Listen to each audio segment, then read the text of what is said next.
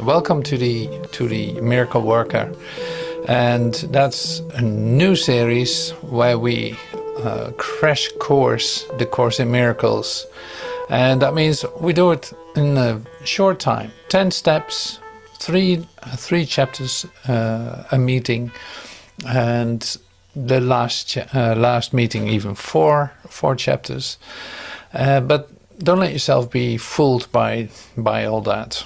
It is still basically one thing that we share, and one thing that we're reminded of, and basically that is that there's no such thing as separation, that nothing needs to disturb your peace, and you can choose for peace. You can choose to experience peace and not let yourself be disturbed. Now, we made a start with the lessons 2 on Monday, and this is perfectly fitting together, in fact, because the chapters are to support the exercises too, and to put them in a context, in fact. So that's also what we're doing, in fact. Now, here's the thing, and this is why I asked you to think about it a little bit on beforehand. It's like, okay, so you might have a certain angle that you want this to come to you. You maybe do it with a certain purpose. Maybe you want to use it. Well, some of us want to use it as a part of their practitioner practice, or a part of their real spiritual practice for themselves, or some will use it to start teaching this. Now, these are, of course, say, certain goals that you can have, depending on what. There might be just something coming up when I share this, but I do want to hear about it. To make this an active and also a bit more interactive meeting. So like I said, it's important to raise hands whenever you feel like doing that, just to keep the pace, you could say. Not that we're in a hurry, not at all. But it's great to have some feedback during the way, because we do this together. And that's really how that can easily work.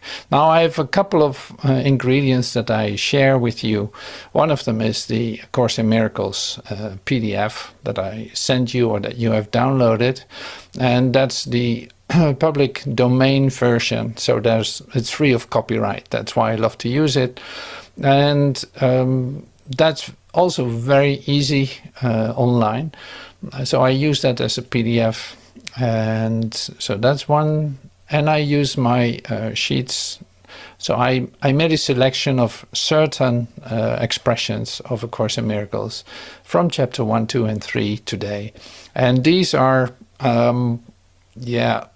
really great to use as an global, you could say, like as an overview of what is actually going on.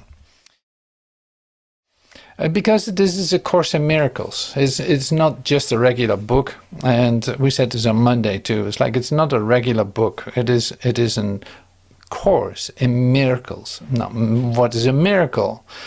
A miracle can be, you can give a description of it, you can show how it works, but then still to experience it is something else, is really make a description absolutely not necessary. So what is a miracle but an expression or an experience of love, of connectedness, of recognizing, oh yeah, I'm not alone. I'm not doing this just by myself. There's communication. I have a link with my source. Suddenly I remember I have a link with my source. And so to ask for a miracle is a great thing to do in any time during the day that you feel like a bit separated, or that you don't feel too well, or who knows what. You think everything is just a total failure, or any of those very familiar feelings that you might have. So ask for a miracle and see what happens. Like, you're entitled to it, and that's why Course in Miracles is if you actively use it, it is a great way to come to realize that there's no moment that is absent of the love of God. And that's basically the discovery. And it's a big book, like 1,200 pages. I have here like one of the blue books, 1,200 pages, or maybe even more. Three books, textbook, a workbook with 365 lessons, a manual for teachers, and then some additions like Gifts of God, more psychotherapy, and one more I forgot. Now here we basically only look at chapter 1 to 3 today, and so we're only concerned about the textbook, the first part of the Course in Miracles that came first. And so a little bit about the background. How did it come about? In 1965, Helen Schuckman received this, started to type it down, what she heard. She got some revelations before this process started, that she would do something like this. Like, she would receive an incredible gift. She had, say, revelations about that. And suddenly, yes, with her colleague, they were psychotherapists in New York, Columbia University. And at a certain point, she started to literally receive it. She wrote it down, typed it down, stenographed it, however she did it, and did this for probably around 8 years when it was finally finished. So she was a lot with that, like she was busy with that, doing that. And so the first textbook then is 31 chapters. Now, okay, so these are the details that, you have to know this in a certain sense. You have to know this. This is A Course in Miracles, 31 chapters. Okay, so there's a succession. There's also a rhythm. There's also a description. First is solely about miracles. The first chapter, miracle principles, miracle impulses, revelation, and so on. So this part, and basically coming to innocence, is in the first 3 chapters.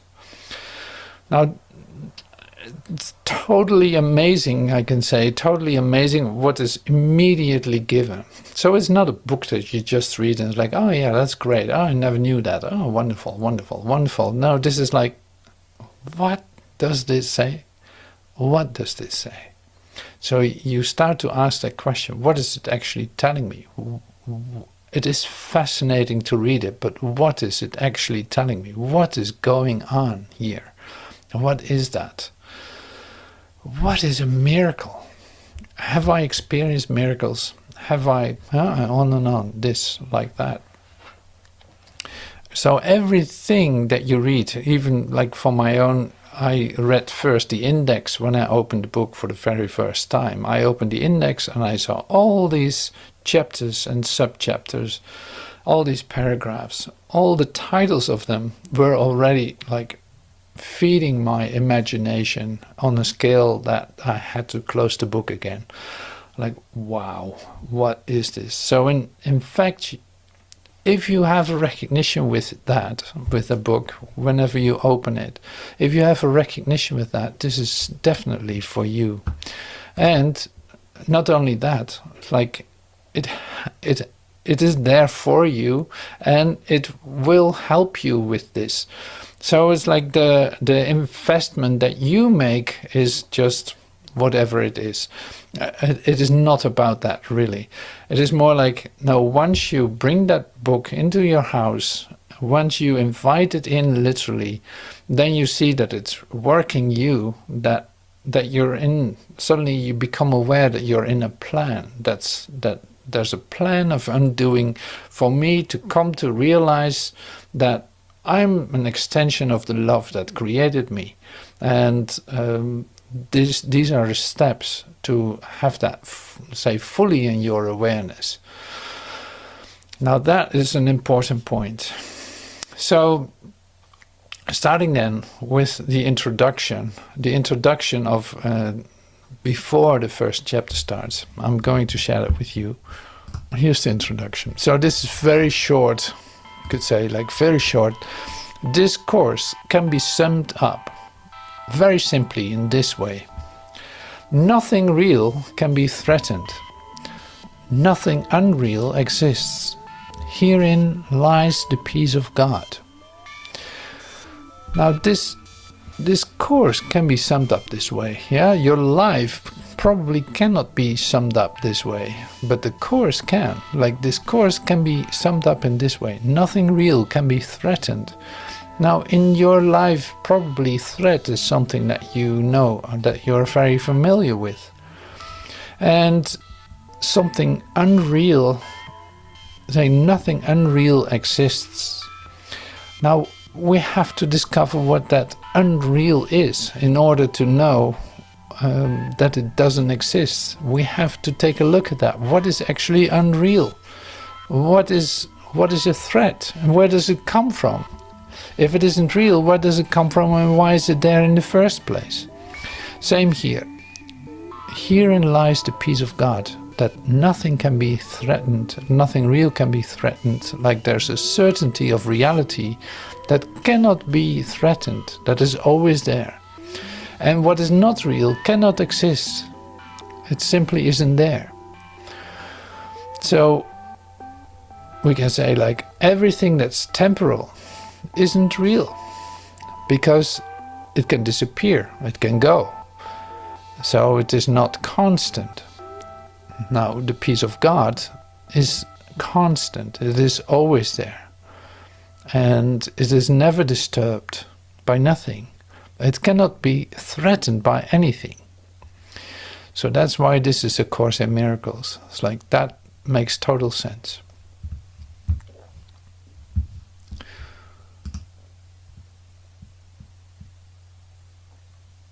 Okay, so this is also a nice expression. Miracles arise from a mind that is ready for them. By being united, this mind goes out to everyone, even without the awareness of the miracle worker himself.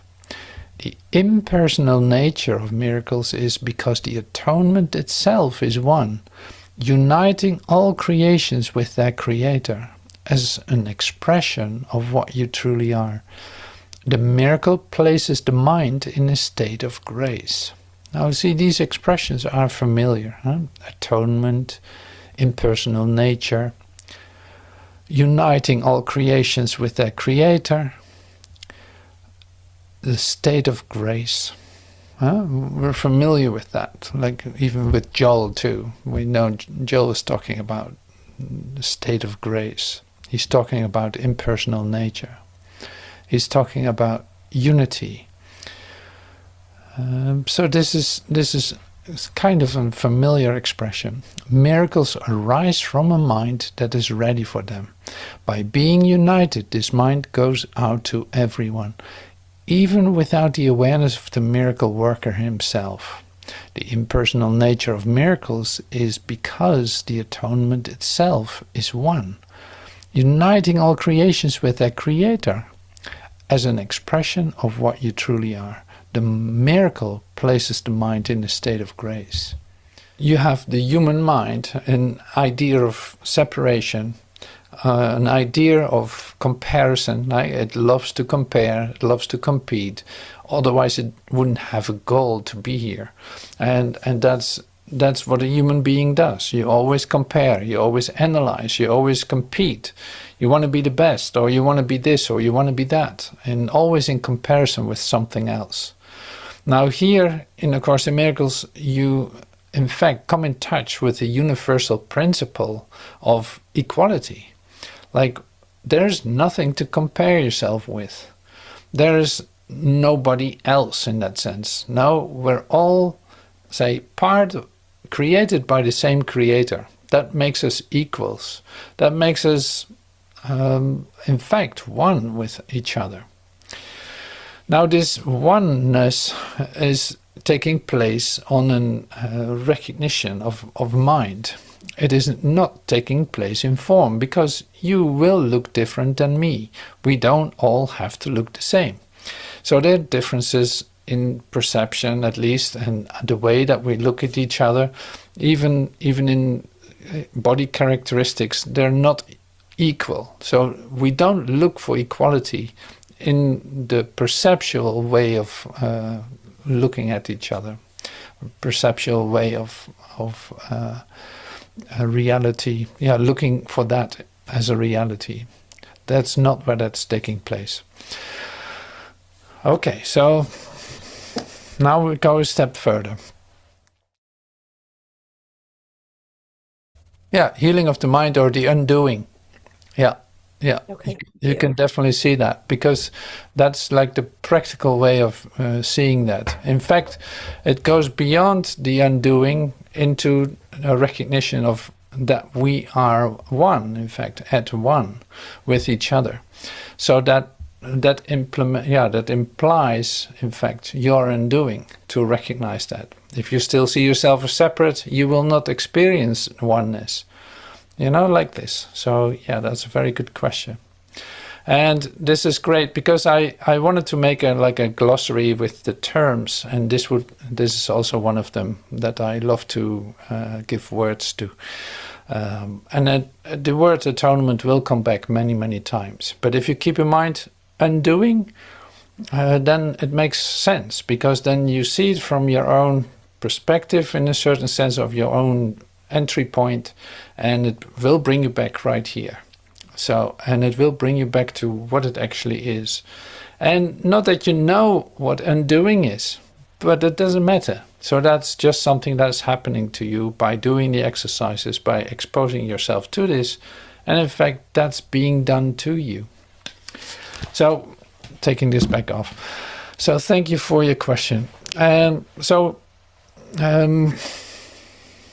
Like I said, you come back to the idea of atonement, and that's where something takes place, and this is important to give a little bit more words, because in fact, what is a miracle but remembering for one moment your connectedness with God? You could say the miracle is really the practicality of having a split second, almost like this, like a split second of an experience, that you're being lifted out of your humanhood just to come to a different experience of yourself.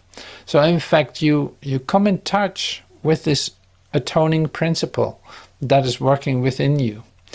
Now, you don't do the miracle. So the miracle worker can work the miracle in the sense that he can offer it to anyone, but he's not doing it. Now, Jesus Christ of Nazareth is in fact the atonement principle, having gone through the whole hoop of resurrection, becoming free, becoming completely undone in his humanness, in his physicality, in his human idea about himself, seeing absolutely no idea left in that. You could say, like, as a bright light, free of any kind of dark idea, dark in the sense of form idea. He represents the atonement principle. So that's why it's good. It says this too in the beginning of the chapter 1, for instance. Ask every day, just ask, what miracles do you want me to perform? Since he is the atonement principle, it's like he is at the point, he is actually inspiring them. And this is a lovely idea. It's like Jesus literally inspires you to do this, because he knows how to do it. simply. He knows how to do it, and he's actually doing it. Now, to come in close contact with Jesus in that is just totally incredible, because you discover that even though things seem to be in your, this is an example, like seeing things happening in your ordinary life, so to speak, suddenly there's a moment in which everything seems to shift in a whole different perspective. You meet someone, you have a moment with someone, and suddenly you're literally being lifted out of the whole fabric that you are so familiar with, but you recognize something else is going on. I have a recognition here. And this recognition is inspired. I feel deep inspiration, and basically also a deep gratitude for the occurrence that is taking place in me in this moment that I can share with my brother.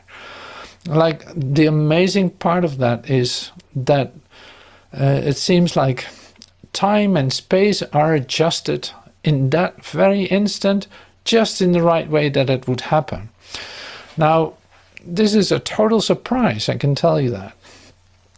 So you have an idea as a human being, you have an idea, or as you experience yourself, I'd better say, like as you experience yourself, you have a certain idea about how your day will go and what is possible and what isn't possible. Now here comes in fact like a disruption of that. Suddenly something else is possible too, because you're miracle-minded, you're open to receive that. Since you started doing the lesson, since you say are open to the idea, you know that it exists, and this is the most important part. As a human being, you don't know that a miracle is at your disposal. Like, you can use it. You can use miracles as reminders to speed up the time that normally would be human suffering. So this speeds that up incredibly. So there's a big time-space shift happening when you ask for a miracle and actually something is happening. You become miracle-minded. You become, say, active with that. Now, this practice is what we practice too in the lessons, opening your mind for quiet, for looking at it in a different way. Now, this cannot be it. Like, I see only the past, or whatever the lesson is, but like, so I see only the past, for instance. I'm letting that go now. I'm letting that go. I realize I'm only seeing the past. I really already know what I expect for tomorrow or in an hour, what's going to happen. It's like boredom itself. I program myself this way, but I know there's something else possible. Well, here is exactly the point of where the miracle can enter, you could say. Not that you're doing it. No, you can ask for it. It will be given. So time and space are adjusted for that. Literally, everything falls into place and it happens. Now that's the amazing thing about actively using the miracle for awakening, for your own individual healing. But there's no such thing as individual healing. Healing is always shared. Healing is always like, when I'm healed, I'm not healed alone. This is also one of the lessons, of course. Like, when I'm healed, I'm not healed alone. So there's no such thing as an individual experience, in fact. Like, it has always an effect on everything, because you're connected. You are in communication with every aspect of creation. You could say, like, when a miracle happens, when you're open to receive that, whole heaven is crying out happily that it's occurring. Literally, it's another gift for the kingdom that you offer to everyone. That's why that is a really lovely way to extend yourself. Not even knowing what a miracle is, or having no idea how to describe it, but definitely being able to give that and to, in fact, receive it at the same time. So you can say the miracle is really something that happens that will always give you a sense of rejuvenation. Suddenly everything is fresh and everything falls into place and is settling in a way that is nourishing, is fresh and new. It's beautiful. It's like it's light, it's love, it is a recognition. All right, so going further with my little descriptions, here are some miracle principles. There's no order of difficulty in miracles. One is not harder or bigger than the other, because there's literally nothing to compare. There's nothing to compete or nothing to compare. Comparison is something of ego mind, you could say, of the human mind, but not of God. So there's no order of difficulty in miracles. They're all expressions of love are maximal. So it's like they're all the same. And that's why, yeah, it is so recognizable at the same time too. Miracles as such do not matter. The only thing that matters is their source, which is far beyond evaluation. So what this says is this: miracles as such do not matter. It's like, yeah, if you're miracle-minded, you depend on the miracle. Like, yeah, you don't want any of your old ideas to represent your day, or represent your actions, or represent your guidance. You don't want any old idea to do that. So in that sense, if you're miracle-minded, that is the stream, the flow of inspiration that you're on. So because you stay in connection with Source.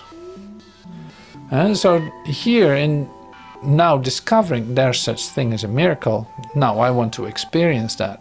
It is like, okay, that's given. It's happening right now. I'll get out of this.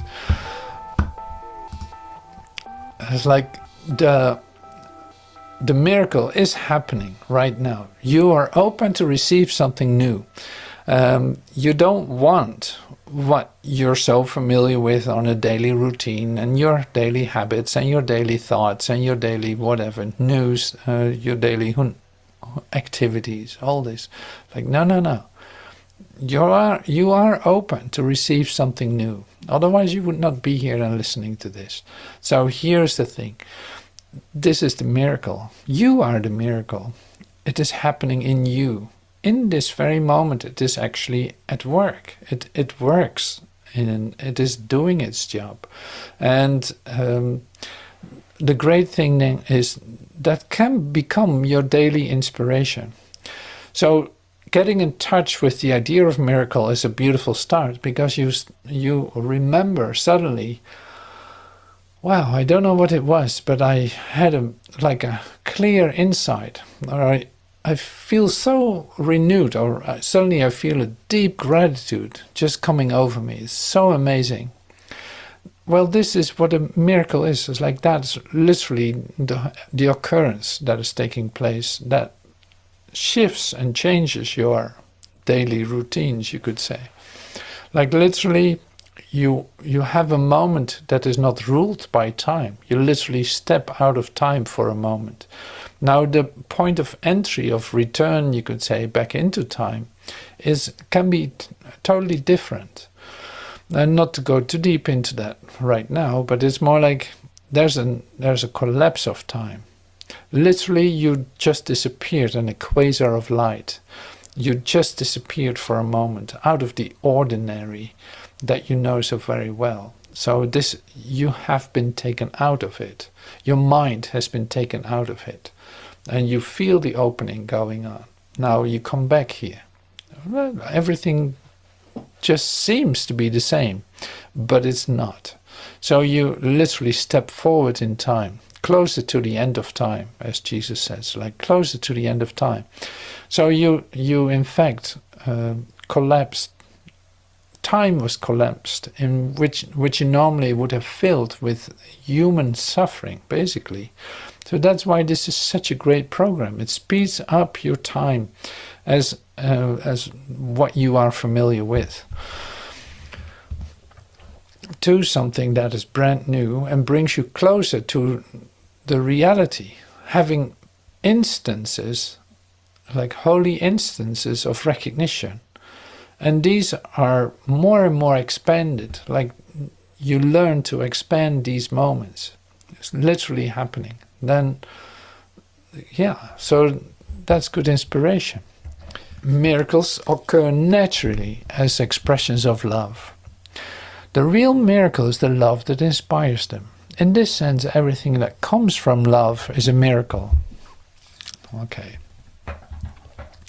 So miracles occur naturally as expressions of love. So if I'm in my little darkness moment, you could say, I'm not experiencing that. I'm just enclosed in my own brain, you could say, having my own ideas about everything and only feeling the confirmation of the darkness that I appear to be in. Now here comes the next moment. I'm asking for a miracle. I say like, okay, I know this very well. I don't want this. I want to experience a miracle. Now I give that away. I'm not holding on to it as a mental preoccupation. Now I'm letting that go. I gave that to the universe. Now I wait for it to come back to me in a certain way. And trust that that will come in exactly the right time, in the right circumstances. And that can have all kinds of forms. The most you can say about it is that you will receive it in a way that is exactly right for you. And I use this this experience I had once in the very early days when I started to do the workbook. I find myself running around in the city and completely lost. Try again. There was no Google Maps at that point or anything like that. Like there was no GPS idea. Circling around through this city and still not finding the street I had to be. And I had a certain time limit, so it had to happen now or it would be gone. Now here I stop my car, wait for a moment, and suddenly I remember, like, wait a minute, I should just ask for a miracle. And I did. So I closed my eyes and I just asked for a miracle. It's like, okay, I have no idea. Asking for a miracle is almost like pushing the improbability button. Like everything will be changed. Suddenly everything is put into place, but totally different than you can possibly imagine. What happens? I look out of my window and see that I'm right in front of the street that I had to go to. So I only had to get out of my car and walk to that road. Now this recognition that I had, like, oh my God, I'm so supported. I'm so connected. I cannot believe it. What a gift. So in other words, I had to receive this in this way, specifically for me, in this moment, in exactly where I can literally let this come to me. And yeah, great, that works. Now, it is not about finding the right place in town, but I'm not separate. That was the thing that I experienced. I'm not separate. I'm completely sustained. Like, this is working 100%. So that was my experience that inspired to asking for it more and more and more in all kinds of situations or no situations, just as a standard, starting my day with, show me what miracles to perform today. Literally, in fact, what you see with A Course in Miracles is all the things that you are concerned with as a human being, all the concerns about tomorrow, about yourself, about your health, about your finances, about housing, about anything. Like all these occupations of mind that you use, in fact, to keep your mind busy, distracted, in other words, is what will come to a rest. So it calms down, in other words. It calms down and your mind starts to open, receiving completely different information than whatever happened before. Like suddenly there's a clarity of mind that is given, that is directing you, telling you exactly what you need to know, literally bringing you into action when it's necessary. Yet, like, yeah, you can of course give examples like my alarm clock. I did not need my alarm clock ever after again. It's like every time I go for a rest in the night, I ask, okay, I need to be there, that please wake me up, because I don't know how to do this. And I want to start my day peacefully. Now with that, I step into my night. Then I wake up remembering that, seeing that even though for certainty I put my alarm clock on, it wasn't necessary. It was just 2 minutes before that I woke up. You know, things like this become like normal to you. When your miracle mind is opening, these things become the way that you live. Like there's a total certainty that grows by using this principle. Okay, so now that was the miracle department, you could say. Miracles, miracle impulses. How about these impulses? Well, let's continue after a little bit of music to relax, to like, oh yeah, wait a minute. Oof, oh yeah. There's no rush. We're not going to miss anything. So we'll just take a little break and do this every time I feel like, okay, now's something, an episode that ended. So continuing with the miracle impulses, still part of chapter 1. Chapter 1 is like a huge chapter. And 2 and 3 are a little bit shorter, so that's lucky for me then today. But chapter 1, the miracle impulses, we talked about that before. It's like, what is actually occurring? In my daily life, I experience things on a, say, central core of my consciousness. And my daily life, it's almost like, here's the iceberg, and what's below the water, no idea. But there's still something below the water. Like with an iceberg, I have this example, I'll show that to you in a minute. Like there's, under the water, there's also a lot of going on. And these are the, say, subconscious impulses, right? It's like the subconscious. You don't really know where this feeling came from, but it certainly is there. There's not a concrete, like a thing coming to your awareness necessarily, but you feel driven to do something. Now these are the subconscious impulses that are available. Then below that, you could say, are the miracle impulses. The miracle impulses are comparable to the subconscious impulses, but the subconscious impulses are in fact the distractions that you work with on a daily basis. And I'm saying distractions because they're images, they're things suddenly that you need. Like who would have known I need a smartphone and I'm going to buy this kind of brand, that kind of thing.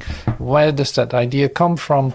Well, it is shaped by all the influences that I allow myself to be exposed to. And suddenly there's this perfect image that I think like, yeah, well, that's exactly what I'm looking for. That's amazing. And I want to have that. So here you go. You follow this impulse and go for it. Spend your money on doing that. Nothing wrong, nothing, there's no good and bad in this. It's just the principle that I'm explaining. Like, okay, so now you have your phone. Great. Now, there was a thing that you didn't think about 2 weeks ago. It's like it was in your subconscious somewhere. But the subconscious impulses are almost like attributes that are being presented at a certain point in time. To you, by you, like it doesn't come from anywhere else. You are doing that. Nobody else is doing that. It is shaped by whatever you think is going on there. But still representing your ideas, because that's what we're dealing with. There's nothing outside of you. So the ideas that you see, all the images that you see are still coming from here. Like they start with you. Now, so this whole world is literally made up, and seeing that the alternatives or the examples that are coming to you, like, oh, this is what I need. This is exactly what I need. And here it is. I can just get it. And now I'm complete. I'm completing myself with this little attribute. Suddenly I feel like, yeah, now it's great.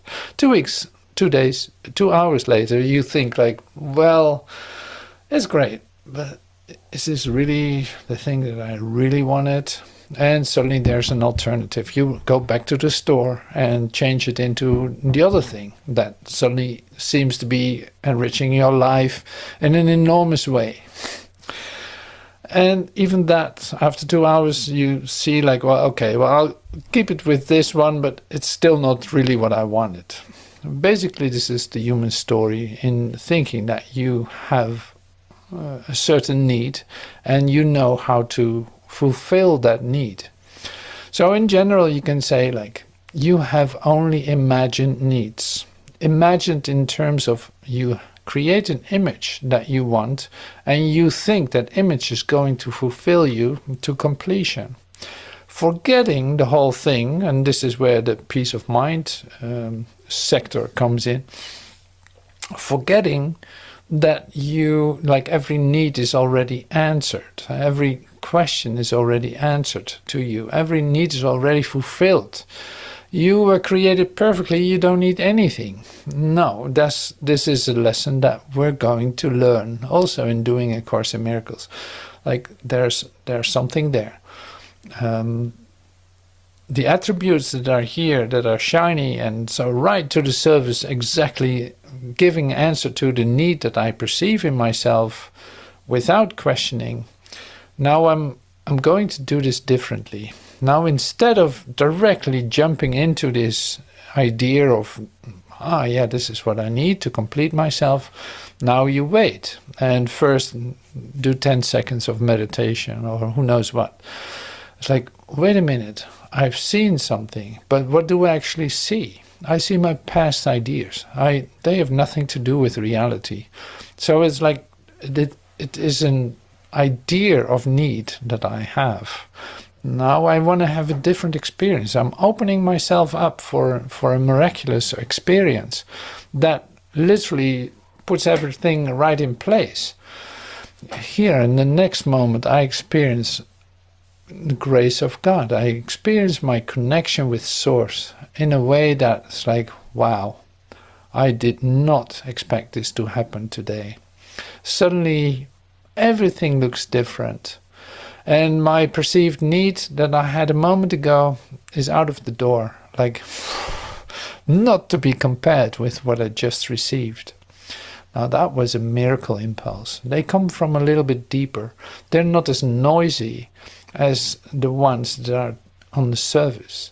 Now this is a miracle impulse coming from also from your subconscious, you could say.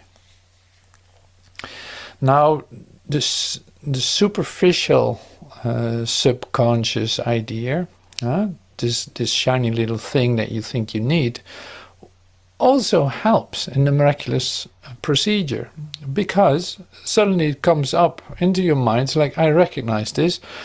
Normally I would have immediately jumped on it and go to the store to get it.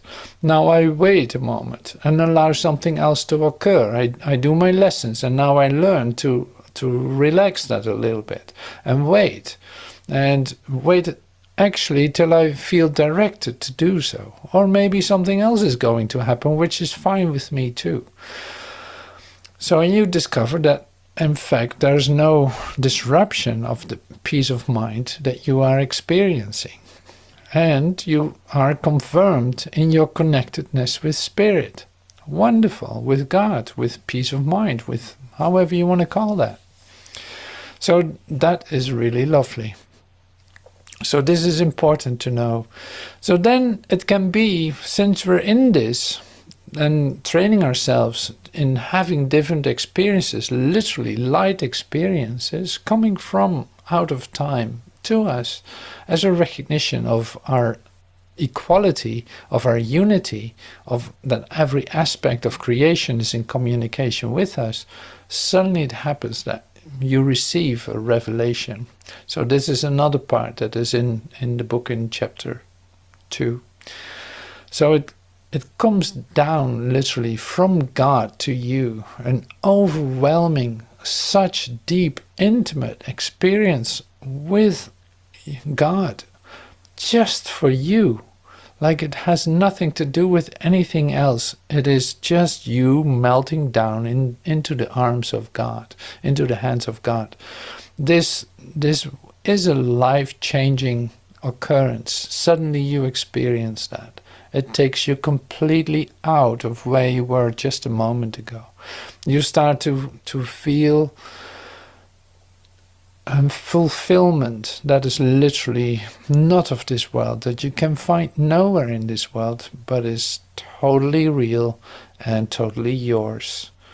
And that fades at a certain point, like it disappears again. That was an intense, intimate moment with your Creator. So this is also something that can happen. And by doing the exercise, by reading the book, picking up the book when you think like, well, I have no idea what to think now, or I have no idea how to get out of this. Open the book and start reading it. Any page, any chapter, any lesson, any sentence, any word will have the same frequency and the same, say, content or connection than any other part. Like it's literally a frequency where you tap into. So that does something with you. Now sometimes you don't feel that right away, but for sure something is going to happen with that. Not in the future, but no, more like suddenly you become open and experience something else. Like that is a given by doing that. Yeah, the super consciousness, and this is also in the PDF. I was talking about this subconscious, superficial, superconscious of the consciousness of your daily existence, which is time and space, relationships, comfort and safety, self-identity. Like I said, the ice cubes that are floating on the water. Well, down below in the water, there can be a lot. Subconscious, superficial impulses, sex impulses, desires, needs, identity, confirmation, gratification, self-preservation. And below that is the subconscious, deeper. You could say it's like the still small voice is right here. It's deeper inside yourself. It's quiet. It doesn't scream. It doesn't blind you. No, it's just a whole different animal altogether. But it's not an animal. It's a whole different impulse altogether. So when you're miracle ready, it can come to your consciousness. You can have a conscious experience of it. And it will always confirm that you are the dreamer of the dream. Obviously, like, you're the dreamer of the dream, which means like the ideas that you are perceiving, that you see with your eyes, have you as origin, not anything else. You, with your ideas about yourself, see reflected exactly what you are thinking, whether you are aware of it or not. Now here's the communication from your superconsciousness, you could say. It's like the revelation that we're talking about. It's one way, coming from God to you in your conscious experience of yourself. Suddenly it's in your consciousness. Now I just made this a bit schematic, like a bit graphic here, just for the overview. Now you see, okay, this is what that is. You don't have to know this by heart. You don't have to really, well, if it can help you, that's why I use it. But in fact, you don't have to know it by heart. Like all this that I'm sharing with you, I make a video of it, sure. It is not that you have to understand it. You know, understanding is not necessary to be miracle-minded. Like for miracle-mindedness, you need an open mind. If you have all kinds of ideas about how this works, that's just as much in the way as anything else. So this is like, no, just relax. You're ready for a miracle. Now ask for one and you can receive it. Like, you will have to take a step in order to receive it. You will have to ask for it. Now, that seems to be in contradiction with some healers like Joel Goldsmith, like who said you cannot ask for anything. And here it's like, no. In my experience of myself on a daily life basis, I ask for something outside of this to come and literally give me a different experience of myself. It's literally, it helps you to come into a state of prayer. In the state of prayer, you don't have to ask for anything, because then the communication is set. But the moment that you think that you're not in communication, you can ask for a miracle. And you see, there it is. Oh, wow, there's light. Oh my God, that's so great. I'm so grateful that this is occurring. So what is then actually what you ask for? Basically for a moment of undoing. Not for a moment of doing and not getting anything. No, it's more like something gets out of the way. That's my ideas about myself. So revelation induces complete but temporal suspension from doubt of fear. Well, that sounds great, doesn't it? It's like temporal suspension of doubt and fear. It reflects the original form of communication between God and his creations, involving the extremely personal sense of creation, sometimes sought in physical relationships. Physical closeness cannot achieve it. And you know that when you experience it. It's like, yeah, there's nothing that can compare with this, because it's direct, it is completely intimate, it is literally melting me completely. Revelation unites you directly with God. Miracles, on the other hand, unite you directly with your brother. You share your oneness with your brother in experiencing the miracle, seeing that something else is going on, not what you think is going on, not what I think is going on, no, something that we share and recognize our oneness in. That's what's going on. This can be asked for, of course, all the time, because you need this all the time. More and more, it's like you become aware how much you think in terms of separation. So to ask for a miracle is the least you can do then, in that sense.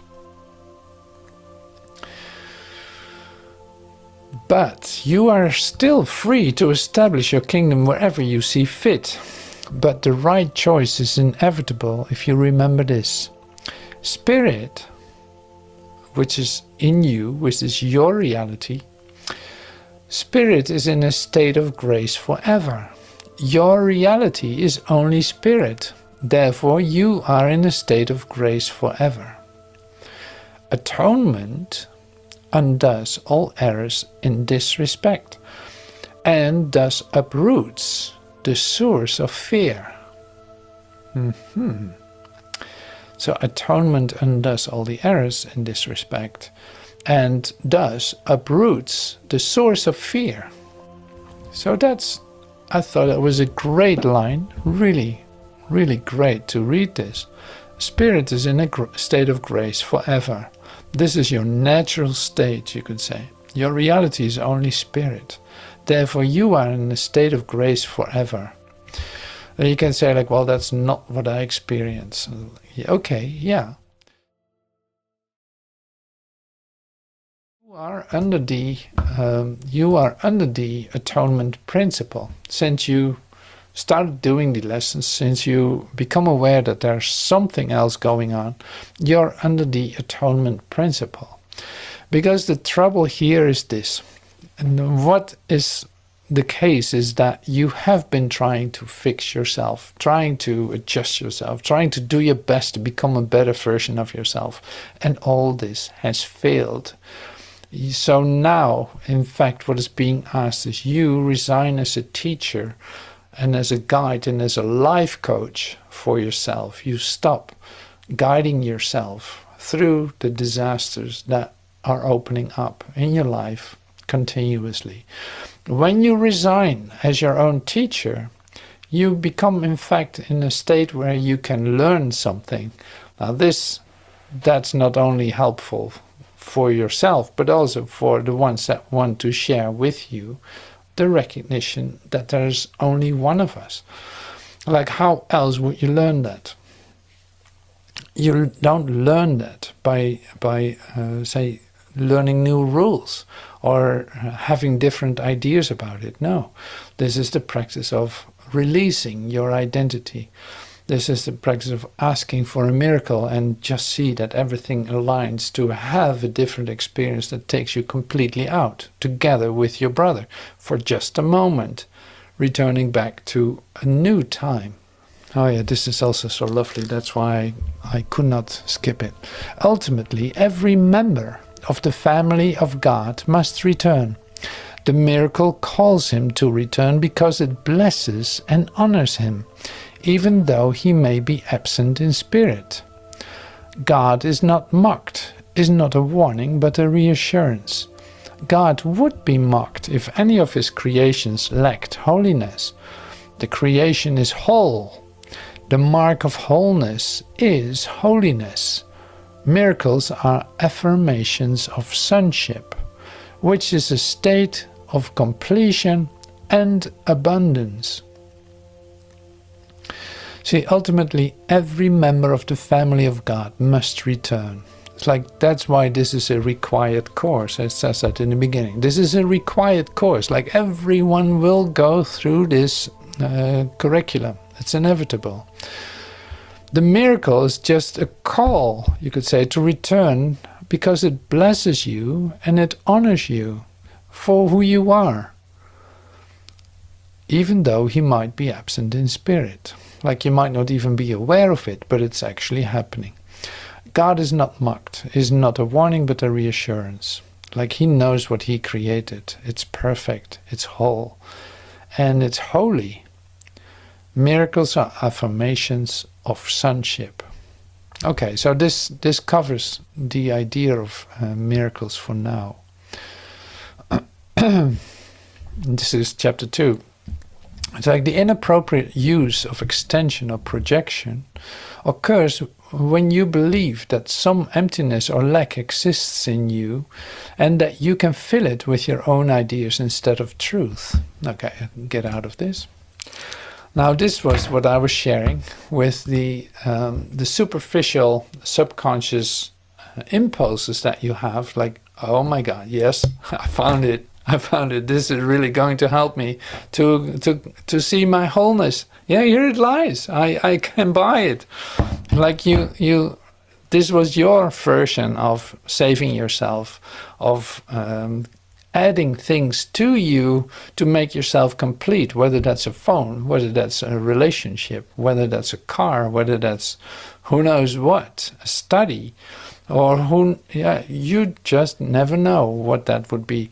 But you have things chosen where you expect it to complete you, forgetting that you had no need to confirm that. You just didn't recognize it in yourself, that it was already established in you. So now the addition that you add to it is not going to stick. Like, literally, it's not working out. And of course not. What can be made whole? What is already whole? What can be made holier if it's holy?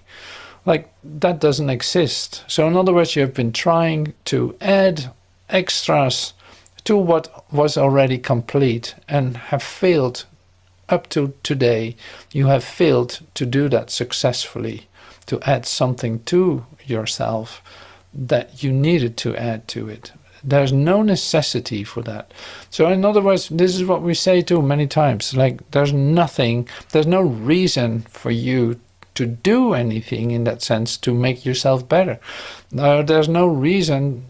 In fact, you have no motivation for your actions. You come up with a lot of actions, sure, and they can be entertaining for a moment, but they will not give you what you expected them to give.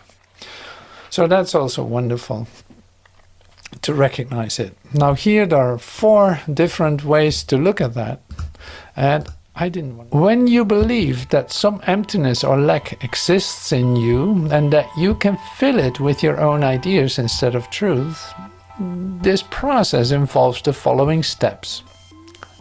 Just to take a look at it, like, you have to face what you're doing. What is it actually that you believe when you think that you have to add something to yourself in order to make yourself complete? First, well, there's one example. You believe that what God created can be changed by your own mind, as if you are making a new God that is a better version, like the updated God version. Yeah, so second, you believe that what is perfect can be rendered imperfect or lacking.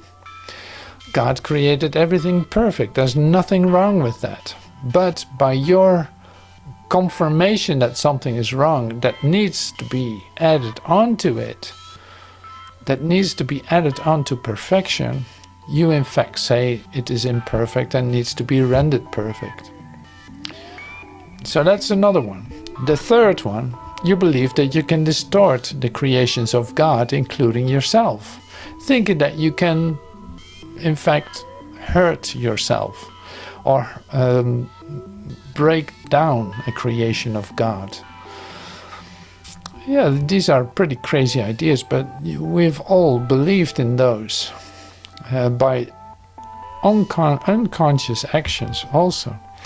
Fourth, you believe that you can create yourself and that the direction of your own creation is up to you. Now the fourth one is specifically interesting because here's where the self-fixer is hard at work, is always trying to make a better version of itself, forgetting that it was created perfectly. So here's the belief that you can create yourself. Like, I'm made by my past, and this is what came out of me. This is in fact what I am now, based on what I have adjusted and have learned in the past. So it only gets me more excited about sharing this. It is really a pleasure to go through the chapters. Oh my God, it's so great. The fundamental question you continually ask yourself cannot properly be directed to yourself at all. And what is that question? You keep asking what it is you are. This implies that the answer is not only one you know, but is also one that is up to you to supply. Yet you cannot perceive yourself correctly. You have no image to be perceived. Okay, so you can read that again, but I'm going to go a little deeper into it because it's like such fundamental idea. The idea, of course, that you make yourself and that you, in fact, confirm to yourself who you are. And you say, like, well, I don't do that on a daily basis. Oh, yes, you do that on a daily basis. In fact, you confirm to yourself who you are with everything that you do and think, and that you confirm. You do that. And so that's interesting. Now, if you take a look at it, and you should do that this week, like if you have a moment, think by yourself how many descriptions of yourself, how many versions of yourself you have used today. Because to someone like this, I talk like that. To this one, I talk a little different. I'm confirming that I'm someone else. In fact, these two persons that I represent have not much to do with one another, except that I'm playing them, you could say. So this is continuously the thing. You have a certain expression of yourself in relationship with the one that you meet. And so in fact, you confirm who you are continuously. For instance, somebody comes up to you and say, like, hey, who are you? Like, probably the answer that you're going to give is not like, I'm a Holy Son of God, of course. Who are you? I know who you are. Like, that's not the regular answer you give anyone who's asking who you are. No, you come with a description of where you're from, what you're doing, and what you're studying, and how much money you make in a year, and this and that, and what car you drive, that's your wife, and that's your dog, that's, and on and on and on. So you give a description of yourself. Who am I? Who am I? I'm this guy living in the street with this, with that, and all of this. And I behave a certain way, wear certain clothes, and it looks like this. Now, in the next moment, I meet someone else. I meet this beautiful, absolutely beautiful, stunning young lady. And I'm not directly admitting that I'm married, just to have a little, bit of, you know what I'm talking about. So a totally different experience of myself, right? I'm a totally different person. I'm seeing myself as a totally different person. I confirm that I'm a totally different person. Now, here's the thing, is like, you continuously do that with everyone that you meet. You have a different version of yourself. Now, even if you're by yourself, sitting with yourself, and thinking about yourself, it can be, and it's very interesting to take a look at. That's why I invite you to do it. It's like every 10 seconds, it can be a minute. In fact, you come with a different version of yourself. In how you look at yourself. You go pick up your phone, start scrolling, and you relate to what you read and see. Totally different, and it can change every 10 seconds to up to a minute, and then it's already different.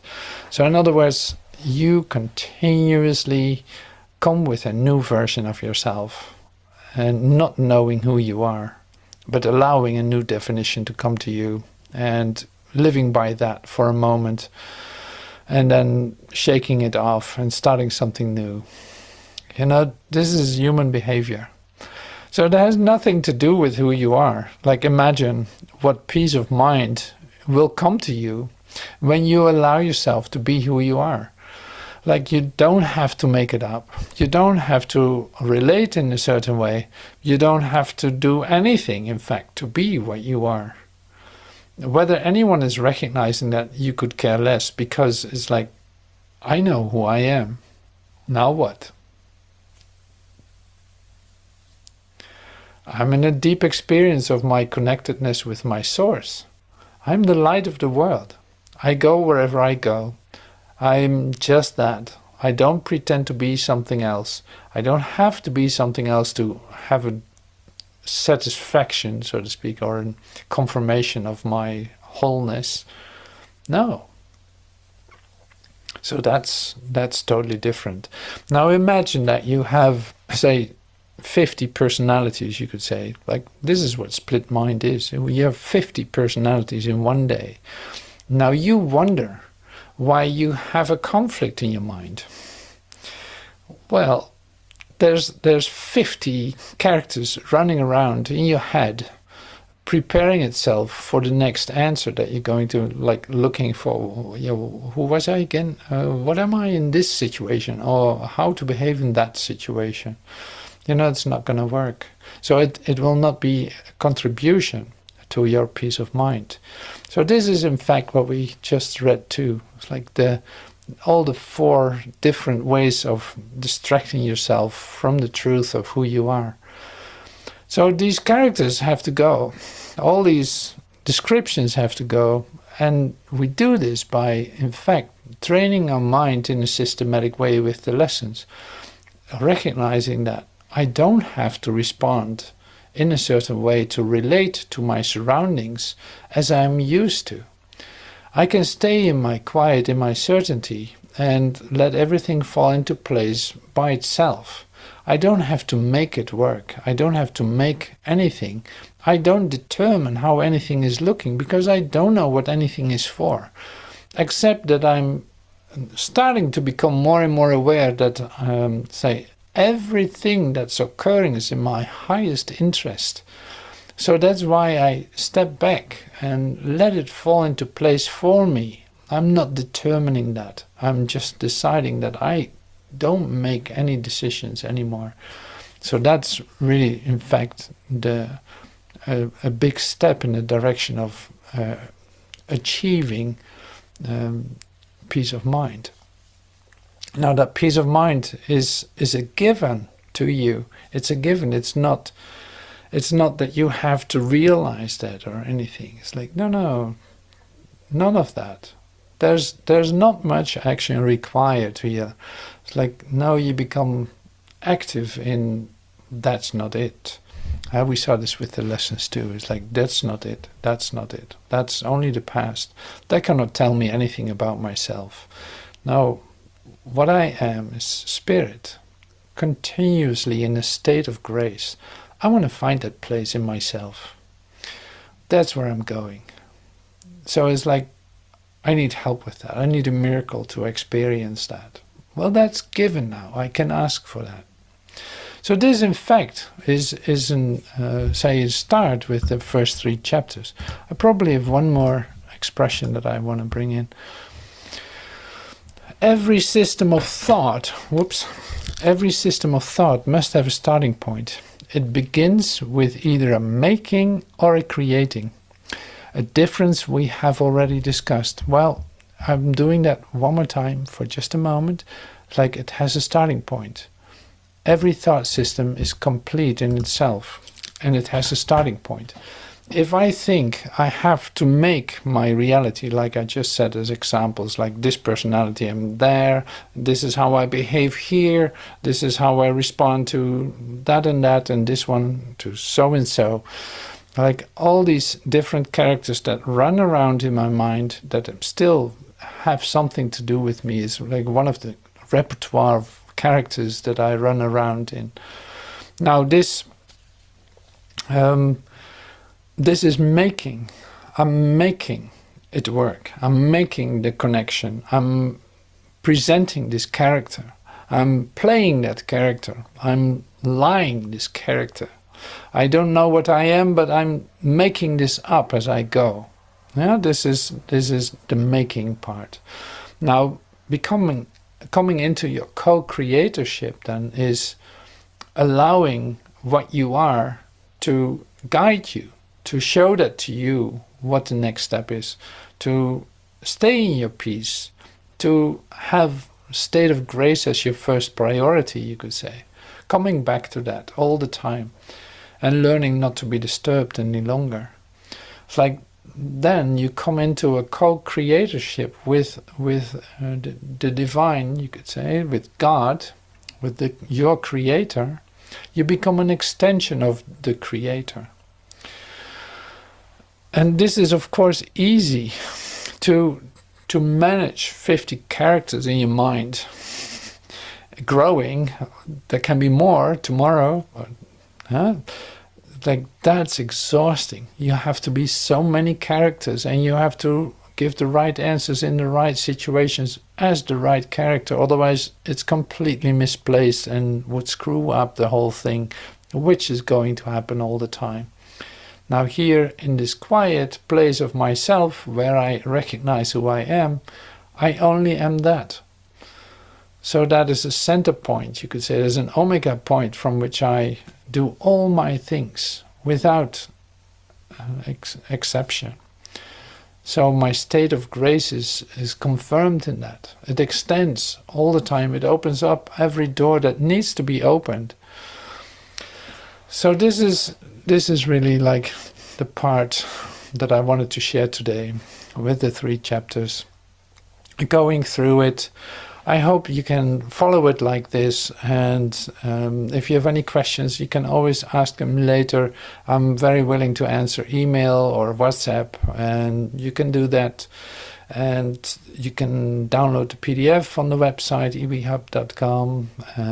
I can send it to you. Just let me know. It's like, move closer. If you're interested in what's occurring here, move closer, and I will provide everything that I can to do this, in fact, or to come to the best use of this, because there's a possibility to do so. So that's an amazing provision. This is how I experience it myself. It's such an amazing provision because it is actually happening now, and you're part of it. So thank you for doing that, and I hope to see you next week in the second part, which is chapter 4, 5, and 6. So you can do a little bit of reading, a little bit of, oh yeah, you can get the recording of this lesson. Yes, absolutely. So the ones, if you sign up for this, I send this to you by email. So you get your chapter, your PDF, but also the links to the recordings that I make. So thank you so much for today, and I hope to see you next week. Thank you for now. Thank you.